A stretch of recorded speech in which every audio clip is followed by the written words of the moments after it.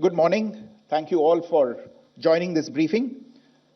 As you are all aware, on April 22, 2025, Pakistani and Pakistan-trained terrorists belonging to the Lashkar-e-Taiba carried out a savage attack on Indian tourists at Pahalgam in Jammu and Kashmir in India. They murdered 26 people, including one national of Nepal, causing the largest number of civilian casualties in a terrorist attack in India since the 26 November 2008 attacks in Mumbai. The attack in Pahalgam was marked by extreme barbarity, with the victims mostly killed with headshots from close range and in front of their families. Family members were deliberately traumatized through the manner of the killing, accompanied by the exhortation that they should take back the message.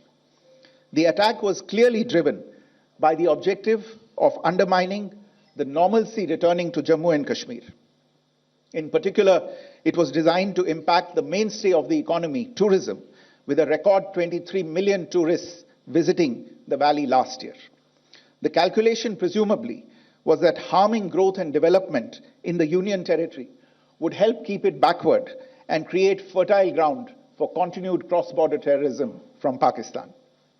The manner of the attack was also driven by an objective of provoking communal discord, both in Jammu and Kashmir and the rest of the nation.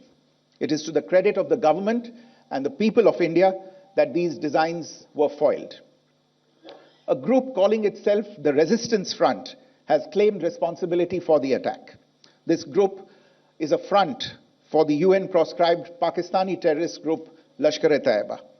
It is notable that India had given inputs about the TRF in the half-yearly report to the monitoring team of the UN's 1267 Sanctions Committee in May and November 2024, bringing out its role as a cover for Pakistan-based terrorist groups.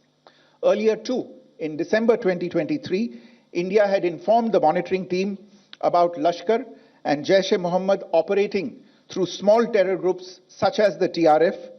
Pakistan's pressure to remove references to TRF in the April 25 UN Security Council press statement is notable in this regard. Investigations into the Pahalgam terror attack have brought out the communication notes of terrorists in and to Pakistan.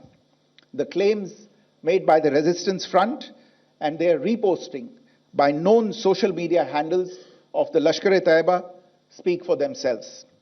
Identification of the attackers based on eyewitness accounts as well as other information available to law enforcement agencies has also progressed. Our intelligence has developed an accurate picture of the planners and backers of this team. The features of this attack also tie in with Pakistan's long track record of perpetrating cross-border terror in India, which is well documented and beyond question. Pakistan also has a well-deserved reputation as a haven for terrorists from around the world, with internationally proscribed terrorists enjoying impunity there. In addition, Pakistan has been known to willfully mislead the world and international forums, such as the Financial Action Task Force, on this issue. The Sajid Mir case, in which this terrorist was declared dead and then, in response to international pressure, brought back to life, found alive and arrested, is the most glaring example. The latest attack in Pahalgam has understandably generated deep anger in Jammu and Kashmir and in other parts of India. Following the attacks, the government of India naturally responded with a set of initial measures relating to our engagement with Pakistan. You're all aware of the decisions that were announced on the 23rd of April.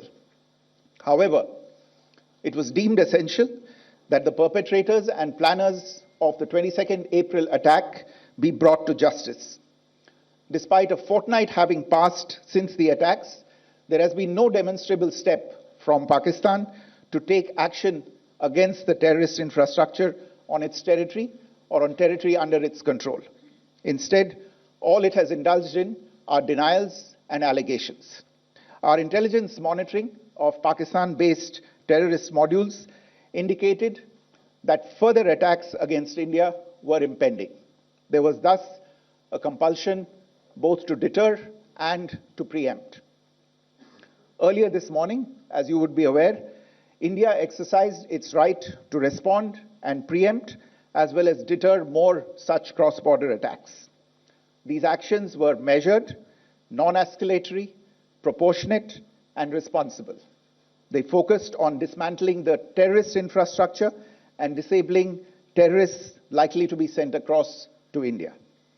You would also recall that the Security Council on 25th April 2025 had issued a press statement on the Pahalgam terror attack, underlining, and I quote, the need to hold perpetrators, organizers, financiers, and sponsors of this reprehensible act of terrorism accountable and bring them to justice, unquote. India's latest actions should be seen in this context.